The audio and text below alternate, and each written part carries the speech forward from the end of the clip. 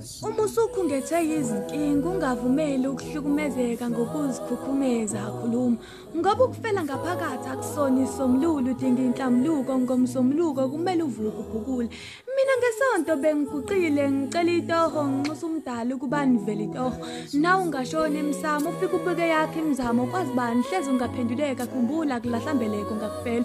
Mina sengihlezi ngilindele ukufela ngoba abafundi engifunda nabo bayazikhunga mase bakhulelwa abafuni ukukhuluma mabekhungethwe izinkinga.